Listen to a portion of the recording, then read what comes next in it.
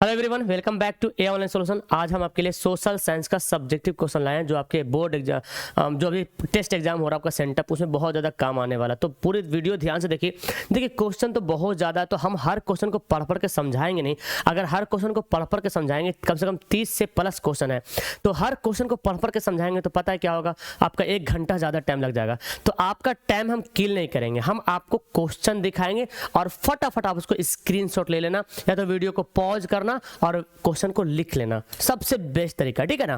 तो आपका टाइम, मुझे बहुत ख्याल है आपके टाइम का, ठीक है ना, क्योंकि time is precious, time money है। अब एक टाइम में हीरा सोना चांदी से भी ज्यादा कीमती है। तो चलो, सबसे पहला सवाल आपके सामने है कि मेटरनिक युग क्या है। देखिए, इतना लंबा सवाल है सर, मतलब कि सर ज्यादा लंबा है तो छोटा कर दे, तो इसको आप आराम से क्या करें, कुछ लाइन को आप हटा सकते हैं, बाकी इतना भी लिख दीजिए तो नंबर मिल जाएगा।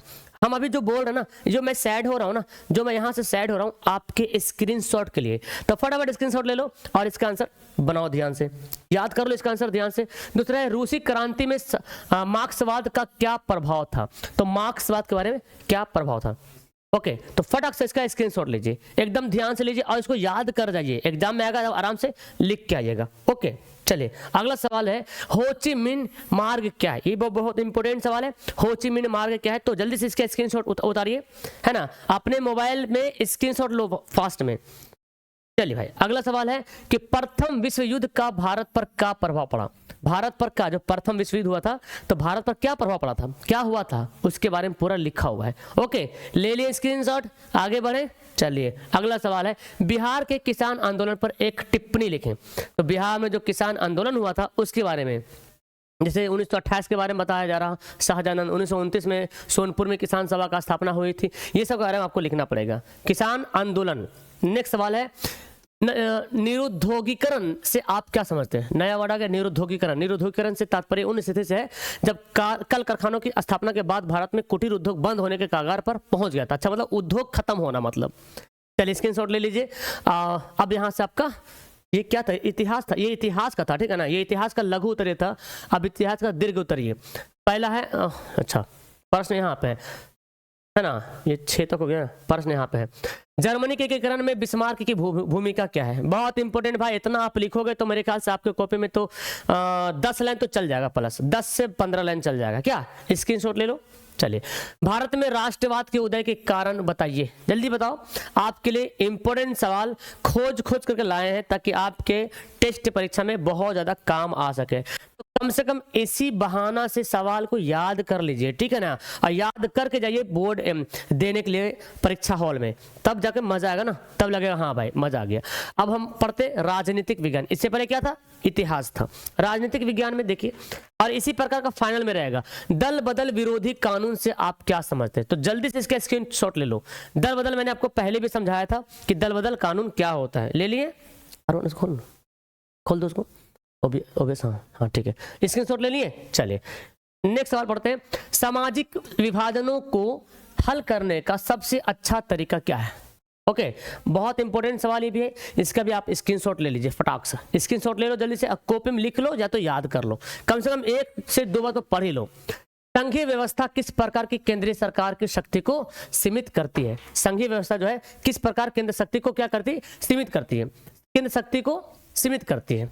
नेक्स्ट सवाल पढ़ते हैं, बिहार में हुए छात्र आंदोलन के प्रमुख कारण क्या थे। तो आपको पता होगा बिहार में छात्र आंदोलन हुआ था, उसका प्रमुख कारण क्या है, जिसके वजह से जो है क्या बोलते हैं, अरे भाई उसका नाम क्या है, जयप्रकाश नारायण। चलिए, अब तो मैं आपको अभी और सवाल बाकी है, आपको मैं बता दूं, क्रैश कोर्स, हमारा क्रैश कोर्स चल रहा, जिसमें सिर्फ आपको 249 रुपया का चार्ज लग रहा। क्रैश कोर्स, अगर आपको बेस्ट तरीके से तैयारी करनी है, एग्जाम हॉल में ऐसा नहीं मिलेगा मौका कि हम क्वेश्चन पहले दिखाएंगे और जाके छाप के आइएगा, पढ़ना पड़ेगा भाई, ठीक है ना। तो क्रैश कोर्स में जुड़िए, एकदम बेहतर तैयारी कीजिए, बेस्ट नोट्स मिलेगा आपको, बेस्ट तरीके से वीडियो मिलेगी, लाइव क्लास मिलेगी। अगर आपको जुड़ना है तो आपके मोबाइल पर यहाँ एक मोबाइल नंबर शो हो रहा होगा वीडियो में, उस पर मैसेज करो, कॉल करो और क्रैश कोर्स में जुड़ जाओ। बड़ा सस्ता फी है, लेकिन आपके लिए बहुत काम आने वाला, कारगर है ये, ठीक है ना। चलिए, नेक्स्ट सवाल है, अब हम दीर्घ उत्तरीय पढ़ेंगे। ग्राम पंचायत के प्रमुख अंग और कार्यों के विषय के बारे में चर्चा कीजिए। नोट कीजिए, इसका स्क्रीनशॉट लीजिए। हाँ दिख रहा होगा सबको, एकदम क्लीन दिख रहा होगा, स्क्रीनशॉट लीजिए। चलिए दूसरा है भारतीय संघीय शासन व्यवस्था की विशेषता बताइए। थोड़ा छोटा हो गया क्योंकि जगह यहाँ पे कम पड़ रहा था। ले लिए स्क्रीनशॉट। चलिए अगला सवाल है, अब इकोनॉमिक्स से पढ़ते हैं। इकोनॉमिक्स में सवाल है समावेशी विकास से आप क्या समझते हैं, फटाक से इसका स्क्रीनशॉट लीजिए। समावेशी विकास से आप क्या समझते हैं। नेक्स्ट है सकल घरेलू उत्पाद और सकल राष्ट्रीय उत्पाद में क्या अंतर है, क्या डिफरेंट है। सकल घरेलू उत्पाद सकल राष्ट्रीय उत्पाद में क्या अंतर है। नेक्स्ट है भारतीय पूंजी बाजार को परिभाषित करें। भारतीय पूंजी बाजार को परिभाषित करें, तो इसका स्क्रीनशॉट फास्ट में ले लो, मैं सैड हो जाता हूं, मेरे को मत लेना, इसको लेना, ठीक है। नेक्स्ट है बाह्य स्रोत यानी कि आउटसोर्सिंग क्या है, बाह्य स्रोत है ना, जो बाहरी से सामान को कंपनियां मंगाते हैं ना, उसको बोलते हैं बाह्य स्रोत। नेक्स्ट सवाल है, अब इसका दीर्घ प्रश्न पढ़ते हैं। देखिए सेवा क्षेत्र के विकास में बुनियादी सुविधाओं को के योगदान पर प्रकाश डालें। क्या होगा, नोट कीजिए इसको।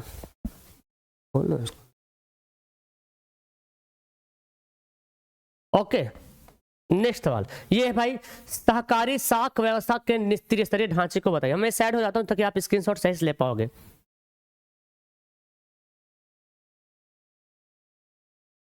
ले लिए स्क्रीनशॉट, हम सैड हो जा रहे ताकि आपको भूगोल में सवाल पूछता है बहुत इंपॉर्टेंट कि पवन अप्रदन वाले क्षेत्र तो बड़ा करते नहीं, छोटा क्यों।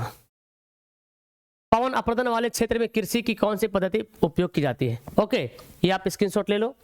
ले लिए लौह अयस्क के प्रकारों के नाम लिखे, बस प्रकार का नाम लिखना। देखिए कितना, हेमेटाइट, मैग्नेटाइट, लिमोनाइट, सीडेराइट।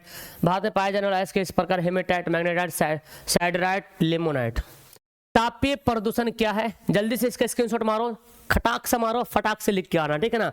और हाँ एग्जाम में कलम तोड़ के और पेपर फाड़ के लिखना, मतलब मुहावरा मैं बोल रहा हूँ, एक्चुअल मत कर देना ऐसा। बिहार के किस भाग में सिंचाई की आवश्यकता होती है। ओके छाप लिए, स्क्रीनशॉट ले लिए, लेकिन आप ना इसको याद कर लेना। ओके ये काम आएगा, यही बहाना से तो याद हो जाएगा, कम से कम एक दो बार पढ़ लेना जरूर, ईमानदारी इसी में है। धात्विक और अधात्विक खनिज में क्या डिफरेंट है। चलिए भाई नेक्स्ट सवाल है, आणविकरणीय संसाधन के दो उदाहरण दीजिए। तो बस उदाहरण देना, आणविक संसाधन किसे कहते हैं, उदाहरण भी दे दिया। अच्छा खाली उदाहरण देना, तो इतना लिखने की जरूरत भी नहीं मेरे ख्याल से। लोहा, पेट्रोलियम, प्राकृतिक गैस, यही सब लिखने से काफी है, डेफिनेशन की कोई जरूरत भी नहीं यहाँ पे। लघु देखिए दीर्घ खनिजों के संरक्षण के उपाय के बारे में लिखिए, है ना। ले लिए मृदा संरक्षण के पर निबंध लिखिए। ले लिए स्क्रीनशॉट। आपदा के बारे में पढ़ना है जी, प्राकृतिक आपदा के दो उदाहरण दीजिए। तो उदाहरण पूछ रहा तो मेरे ख्याल से डिफिनेशन देने की जरूरत नहीं है, यहाँ पे आप ले सकते हैं। हेम रेडियो क्या है, देखिए लिखिए जल्दी से, छापिए, इसका स्क्रीनशॉट लीजिए।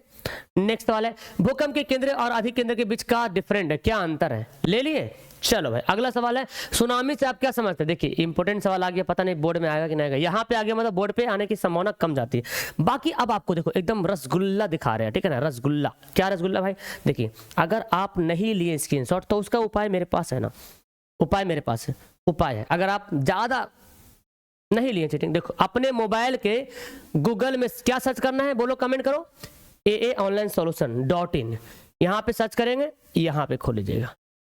चलो हाँ पहला नंबर एकदम फर्स्ट में जो आएगा, देखिए 10th सेंटअप एग्जाम 2023, ठीक है। ऐड को काट दीजिएगा। नेक्स्ट आते हैं, नीचे आइए, देखिए आप देखिए यहाँ पे लिखा हुआ कौन किसका है, उर्दू का है, गोधुली का है, फिर साइंस का है। आपको सोशल चाहिए ना, सोशल पे क्लिक करेंगे।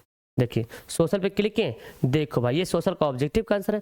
बाकी यहाँ पे सारा जो मैंने बताया उसी वही सब यहाँ पे क्या आंसर पूरा दिया होता है। फटाफट आप इससे भी स्क्रीनशॉट ले सकते हैं, जो मैंने वीडियो बताया वहां भी स्क्रीनशॉट ले सकते हैं, और चाहे तो यहाँ भी स्क्रीनशॉट आप ले सकते हैं। तो जिसका छूट गया स्क्रीनशॉट लेने के लिए यहाँ पे जाओ और सबका स्क्रीनशॉट लो और एक बार पढ़ लो। ओके और आपको बताऊं 3 महीना जो बाकी है, एकदम गिना चुना 3 महीने से कम ही बोलो, एकदम बेस्ट तैयारी करना है। तो बस मैं तो पर्सनली रिकमेंड करता हूँ 249 रुपये खर्च करो। 1 महीना का रिचार्ज आपका भी 1 महीने से के रिचार्ज से भी कम है कि नहीं, 266 होता ना रिचार्ज, 265, इससे भी कम हो गया आपका दाम।